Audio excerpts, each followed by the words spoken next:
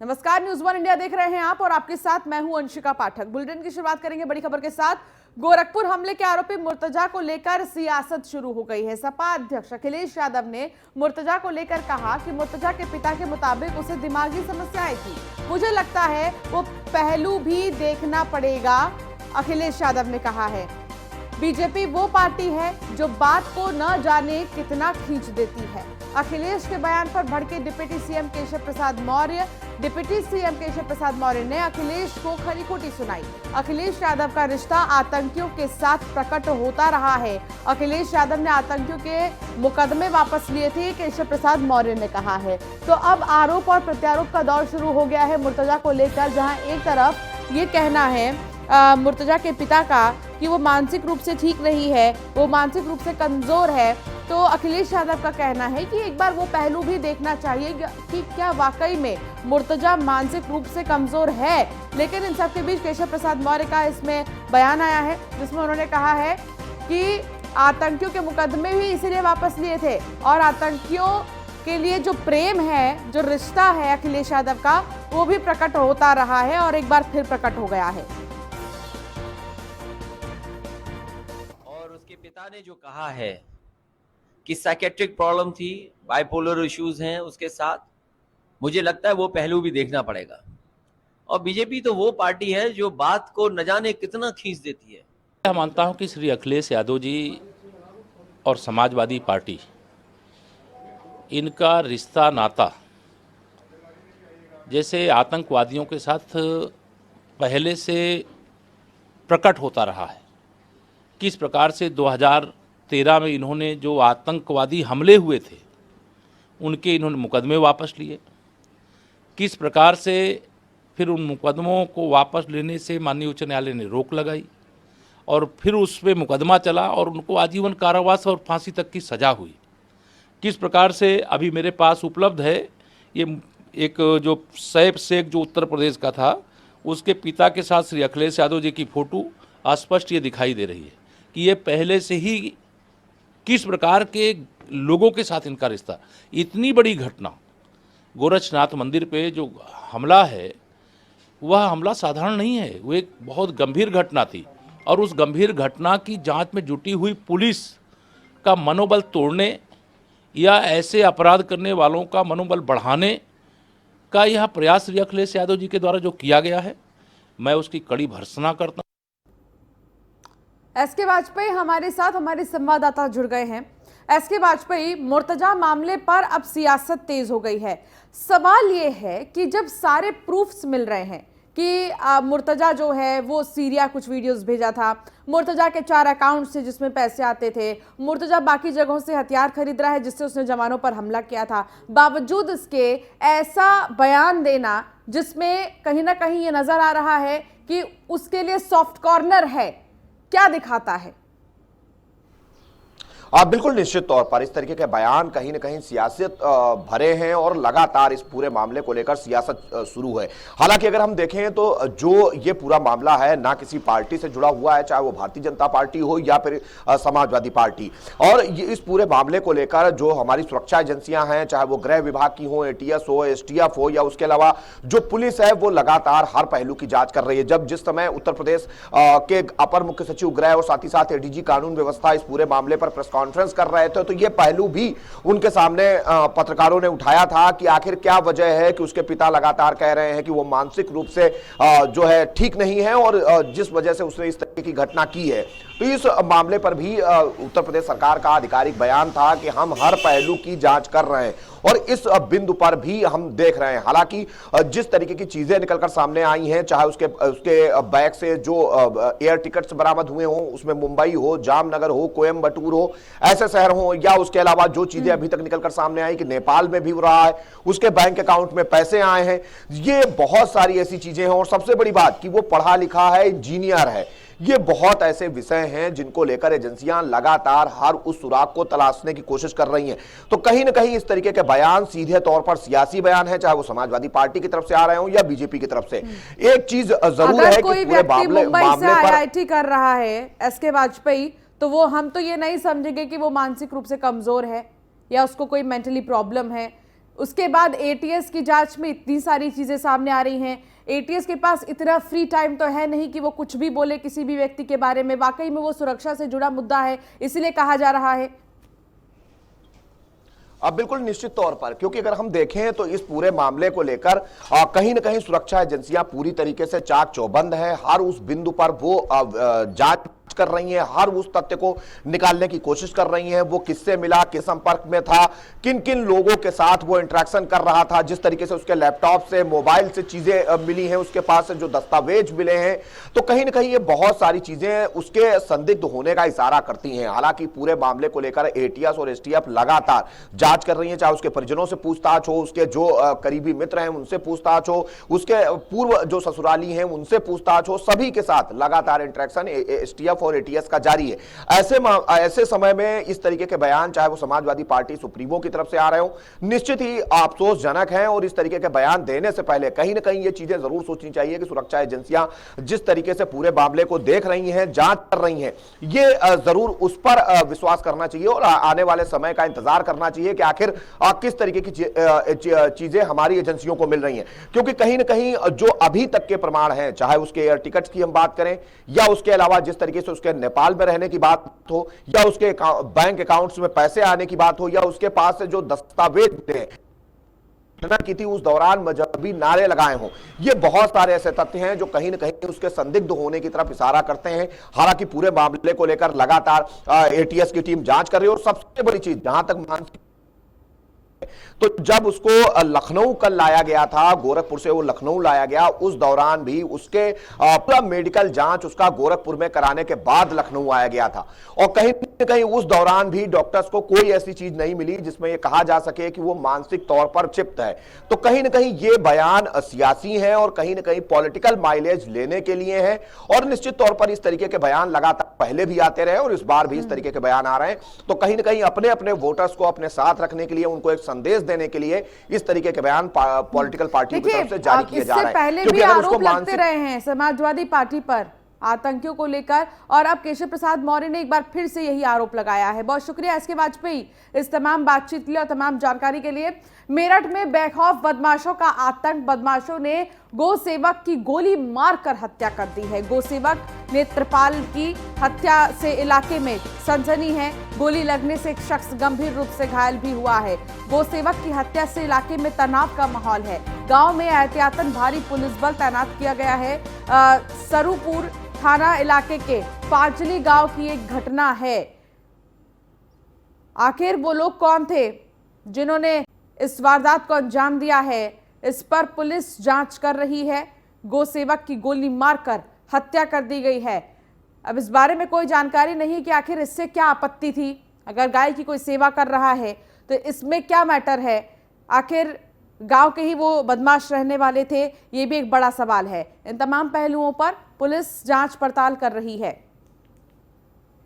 सूचना मिली थी अभी गोली लगने की 2 लोगों को, तो एक की तो डेथ हो गई है और एक जो है अभी उनका इलाज चल रहा है। मौके पे यहाँ है, एक और व्यक्ति सो रहे थे। उन्होंने बताया कि कुछ लोग यहाँ पे आए पड़ोस गांव के और उन्होंने मारना पीटना शुरू कर दिया, फिर उसके बाद आगे जाकर के फायरिंग कर दी। तो इसमें इन्वेस्टिगेशन जारी है। उधर में सोए हुए थे तीनों भाई, मतलब मैं जगता था जी रात के 2 बजे तक। तो मैं जग के मोबाइल चलाया हुआ था, तो उसी से अपना टाइम पास करता था। तो जैसे वो लोग आए हमारे पास, 5 आदमी पहुँचे, तो 5 आदमियों ने आते के साथ ही उन दोनों पे, जो मैं बीच में था, जो साइडों पे थे, उसमें दोनों पे मारना शुरू कर दिया जिन्होंने। वो रोने लगे, चिल्लाने लगे जी। उनको दोनों को पकड़ के हुए फिर यहाँ में लिया, यहाँ में आकर के उन्होंने गोली मारी थी। मैं के शर्मा हमारे साथ जुड़ गए हैं, हमारे संवाददाता। के शर्मा, पूरा मामला क्या है, सबसे पहले तो विस्तार से बताएं और ये भी बताएं कि आखिर इसमें आपत्ति क्या है। अगर कोई गाय की सेवा कर रहा है तो इसके पीछे की वजह क्या है कि हत्या कर दी गई। जी हाँ, यही मामला सबसे ज्यादा विचारणीय है, क्योंकि योगी शासन के आने के बाद गायों को लेकर विशेष दिशा निर्देश दिए गए हैं। अभी योगी शासन में एक दिशा निर्देश आया है कि गायों का अभ्यारण्य बनेगा।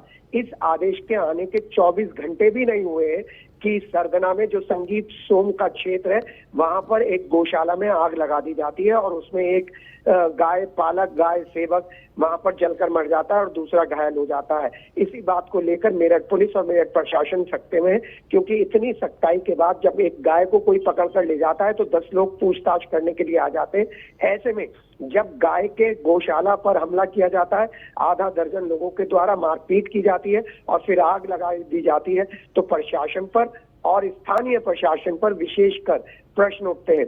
हम आपको बता दें, जब से संगीत सोम की हार हुई है तब से इस तरीके की खबरें यहाँ पर आने लगी है। कहने की जरूरत नहीं है कि गायों को लेकर जो संवेदनशीलता है, उस संवेदनशीलता पे बहुत बड़ी चोट है और ये सीधी खुली चुनौती है कि हम इसी तरीके से हमला करेंगे और हम इसी तरीके से कानून के सामने एक प्रश्न खड़ा करेंगे। सबसे बड़ी बात, प्रभाकर चौधरी एसएसपी मेरठ रात को ही इस मौके पर पहुंच गए थे। आप इससे इसकी संवेदनशीलता समझ सकते हैं। वहीं चरण सिंह जो यहाँ पर बचकर आए, उन्होंने भी साफ तौर पर कहा है कि ये लोग के शर्मा, ये कोई नया मामला तो नहीं होगा। अगर जिस तरीके से इस पूरे मामले को देखा गया, हम ये भी कह सकते हैं कि पहले से ही कोई रंजिश रही होगी, पहले से ही प्लानिंग की गई होगी इस चीज के लिए। कुछ भी कहने की पोजीशन में नहीं है, क्योंकि ये बड़ा मामला है। ये गौशाला पर हमला है, ये किसी एक गाय को ले जाते हुए व्यक्ति पर हमला नहीं है। और उसके बाद आग लगाने की कोशिश की गई है और उसमें एक व्यक्ति की मृत्यु हो जाती है। अभी ये मामला रंजिशन है या जानबूझकर किया गया है, तब तक हम कुछ नहीं कह सकते, जब तक इस पर कोई आधिकारिक बाइट नहीं आ जाती है पुलिस और प्रशासन की। लेकिन प्रशासन को खुली चुनौती दी गई है, ये बात जरूर है। बहुत शुक्रिया के शर्मा इस तमाम जानकारी के लिए। प्रतापगढ़ से खबर, जहां 4 दिन बाद भी हत्या मामले में पुलिस के हाथ खाली है। हत्या का आरोपी एसडीएम पुलिस की पकड़ से दूर है। लालगंज एसडीएम की पिटाई से तहसील कर्मी की मौत हुई थी। तहसील कर्मी की मौत मामले में फरार एसडीएम ज्ञानेंद्र विक्रम, लालगंज में सुनील कुमार शर्मा की पिटाई से हुई थी मौत। एसडीएम के ऊपर लगातार लाठी डंडों से पीटने का आरोप, लेकिन अभी भी फरार है ज्ञानेंद्र।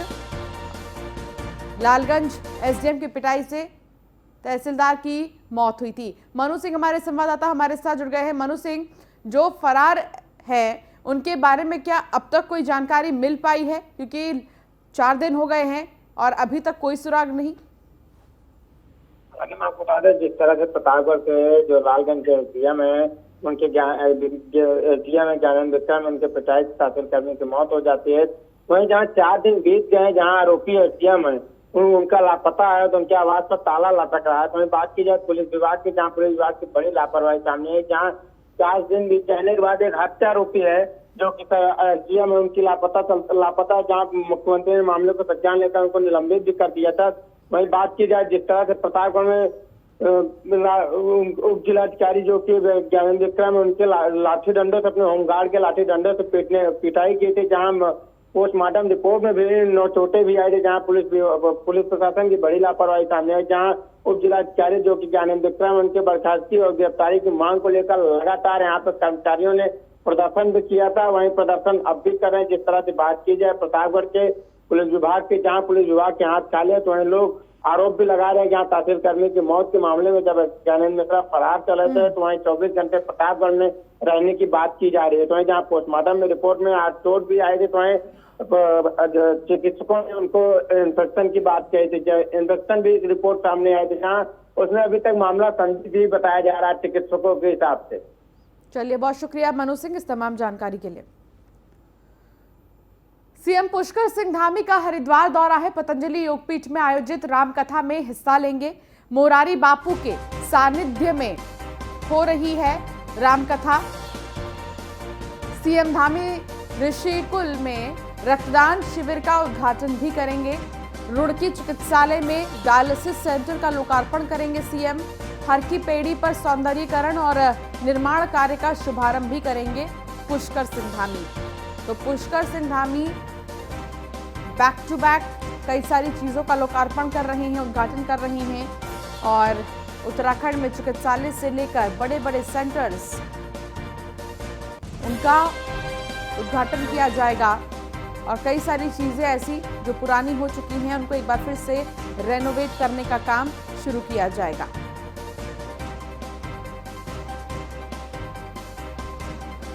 मोरारी बापू के सानिध्य में रामकथा हो रही है, इसमें भी शामिल होंगे पुष्कर सिंह धामी। सीएम धामी ऋषिकुल में रक्तदान शिविर का उद्घाटन भी करेंगे। सुमित सैनी हमारे संवाददाता हमारे साथ जुड़ गए हैं। सुमित, आज पुष्कर सिंह धामी कई सारी चीज़ों का, कई सारे प्रोजेक्ट्स का लोकार्पण करेंगे, तो कई सारी चीज़ें ऐसी हैं जो पुरानी पड़ चुकी हैं, उनको रेनोवेट किया जाएगा, उसका भी शुभारंभ किया जाएगा। क्या जानकारी मिल रही है, कहाँ जाएंगे आज पुष्कर सिंह धामी? बिल्कुल, आज मुख्यमंत्री उत्तराखंड पुष्कर सिंह धामी आज 1 दिवसीय दौरे पर हरिद्वार में रहेंगे। सर्वप्रथम वे पातंजलि योगपीठ जाएंगे, वहां पर जो मुरारी बापू की रामकथा चल रही है उसमें सम्मिलित होंगे। उसके बाद ऋषिकुल में एक आज रक्त शिविर का कैंप है और वहां पर पहुंचेंगे और रुड़की में जो डायलिसिस सेंटर है उसका भी शुभारंभ आज वहीं से किया जाएगा। उसके बाद वो हर की पौड़ी पर पहुंचेंगे। हर की पौड़ी पर वहां पर जो सौंदर्यीकरण है और वहां जो विकास के कार्य हो रहे हैं उनका भी लोकार्पण करेंगे, क्योंकि कहीं ना कहीं जो आज का जो दौरा है विशेष महत्व रखता है, क्योंकि आज बहुत से जो प्रोजेक्ट थे जो जिनका लोकार्पण होना है, जो शुभारंभ होना है, वो आज मुख्यमंत्री के हाथों से यहाँ से किया जाएगा। जी चलिए, बहुत शुक्रिया सुमित इस तमाम जानकारी के लिए। तो मुख्यमंत्री पुष्कर सिंह धामी का मसूरी दौरा है। सुबह 10 बजे मसूरी उपजिला चिकित्सालय पहुंचने का वक्त था, लेकिन अभी कुछ समय बाकी है उनके पहुंचने में। मसूरी उपजिला चिकित्सालय में सिटी स्कैन मशीन का लोकार्पण करेंगे। डीएलएफ फाउंडेशन ने CSR फंड से सिटी स्कैन मशीन दी है। मुख्यमंत्री के साथ कृषि मंत्री गणेश जोशी भी मौजूद रहेंगे। सीएम 11 बजे टाउन हॉल में स्वागत समारोह में शिरकत करेंगे। जनता से सीधा संवाद भी करेंगे मुख्यमंत्री पुष्कर सिंह धामी।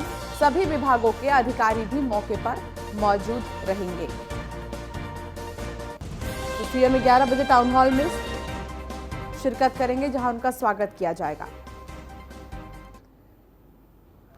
कानपुर के कराची खाना में सेंट्रल बैंक ऑफ इंडिया के लॉकर से 30 लाख रुपए के जेवरात गायब होने का मामला सामने आया है। 1 महीने के अंदर ही बैंक के 3 लॉकरों से अब तक लाखों के जेवरात गायब हो गए हैं। बैंक के लॉकर के साथ छेड़छाड़ की सूचना बैंक प्रबंधन को हुई तो हड़कंप मच गया। मामला सामने आने के बाद बैंक प्रबंधन पर सवाल खड़े हो गए। देखिए रिपोर्ट। कानपुर के कराची खाना में सेंट्रल बैंक ऑफ इंडिया के लॉकर से करीब 30 लाख रुपए के जेवरात गायब हो गए। जेवरात गायब होने की खबर तब हुई जब एक ग्राहक अपना लॉकर चेक करने के लिए लॉकर रूम में पहुंचा। जब ग्राहक ने अपने लॉकर को खोला तो उसमें जमा किए हुए जेवरात ही नहीं थे, जिसके बाद बैंक अधिकारियों की इस बात की सूचना मिली और हड़कंप मच गया। मामला 30 लाख रुपए का था, इसलिए तुरंत बैंक प्रबंधन ने मैनेजर रामप्रसाद और लॉकर इंचार्ज शुभम मालवीय को हटा दिया। दरअसल कोहना रानी घाट का रहने वाला नंदन पोद्दार और उनकी पत्नी शकुंतला का सेंट्रल बैंक की कराची स्थित शाखा में जॉइंट अकाउंट है। बैंक के लॉकर नंबर 511 में उन्होंने अपने जेवरात रखे हुए थे। लॉकर धारक दंपत्ति का कहना है कि करीब 30 लाख के जेवरात रखे थे। आखिरी बार फरवरी 2020 में लॉकर चेक किया गया था, तब तक जेवरात रखे हुए थे। उसके बाद सोमवार को दंपत्ति ने बैंक पहुंचकर लॉकर खोलने की कोशिश की गई तो लॉकर खुला ही नहीं, जिसके बाद में वहां मौजूद कर्मचारी की मदद से लॉकर खोला गया, जिसके बाद इसमें एक भी जेवरात नहीं मिला। लॉकर खोलने आई, जब सुबह न्यूज़ सुनी तब से ये उलझन से शुरू हो गई, तो जो काम था वो सब छोड़ के पहले यहाँ आई। बच्चे की PTM थी सुबह, वो भी बस फटाफट करके आई। आप बैंक आई हैं, बैंक के अधिकारियों से आपकी क्या बात हुई है? उनसे बोला था तो वो कह रहे कि कोई है जो अधिकारी है जो लॉकर खुलवाएंगे, तो वो अभी तक नहीं आए हैं। तो वो जब आएंगे तो करेंगे। फिर उन्होंने नाम वगैरह लिस्ट भी बनाई है सबकी। इस तरह की जब घटनाएं हो रही हैं तो मतलब क्या जहन में आता है, मन में क्या चल रहा है, क्या होगा? डर लग रहा है कि जो सालों से जमा पूंजी कर रखी है वो 1 मिनट में ऐसे निकल जाएगी। हमारी ये लोग यहाँ पर लाकर खोलने आएंगे। अब हम लोग ये चिंतित हैं कि जो अब इतना सरगर्मी तेज हो गई है कि आज की डेट में तो कोई माल निकलेगा नहीं, जो निकलना था पहले निकल गया। तो अगर कुछ कांड हुआ है तो हम लोगों को ऑपरेट करने के पहले सभी लोगों की ये राय है, जितने लाकर होल्डर हैं उन लोगों ने ये बात कही और हमको अच्छी भी लगी है कि पहले फोरेंसिक जांच करा लो, सारे साक्ष्य इकट्ठा हो जाएं। तो इसमें हम तो एक चीज़ और समझते हैं कि बैंक प्रबंधन को भी इसमें ये पूछे क्या आप लोग इस बात से सहमत हैं। जानकारी के मुताबिक सेंट्रल बैंक ऑफ इंडिया के 3 ग्राहकों के साथ इस तरीके का फर्जीवाड़ा हुआ है, जिसके बाद से सभी ग्राहकों में हड़कंप मचा हुआ है। वहीं लोगों का कहना है कि 8 से 9 महीने पहले जब सभी लॉकर्स की देखरेख का काम किया गया था, तभी कुछ गड़बड़ी की गई होगी। मेरा नाम वीरेंद्र कुमार है। आप बैंक मैनेजर हैं? मैं जो है यहाँ के लिए डिप्यूट किया गया हूँ आज। जी। आज ही आके यहाँ पे कार्यभार लिया है और हमारे क्षेत्रीय कार्यालय से मुख्य प्रबंधक संदीप ठक्कर जी आए हुए हैं। तमाम लोग यहाँ पर आए हैं, उनको लॉकर्स की चिंता है, क्या आप लोग कर रहे हैं? तो इसीलिए जो है अभी हमारे साहब ने बताया है कि RM साहब और FGM साहब दोनों लोग सिक्योरिटी ऑफिसर उनको लेके आ रहे हैं और बैठने के बाद वो अभी आप लोगों से भी रूबरू होंगे। यहाँ पर जो लोग आए हुए हैं उनको लॉकर्स दिखाने की अगर वो मांग कर रहे हैं तो कैसे आप लोग दिखाएंगे? अगर वो सभी लोग तैयार होते हैं कि हम लाकर अपना ऑपरेट करेंगे तो हम लोग उनको लाकर ऑपरेट कराएंगे। 30 लाख रुपए के जेवरात बैंक के लॉकर से गायब होने का मामला पुलिस के पास आया तो बिना देरी के पुलिस ने जांच के लिए SIT का गठन कर दिया।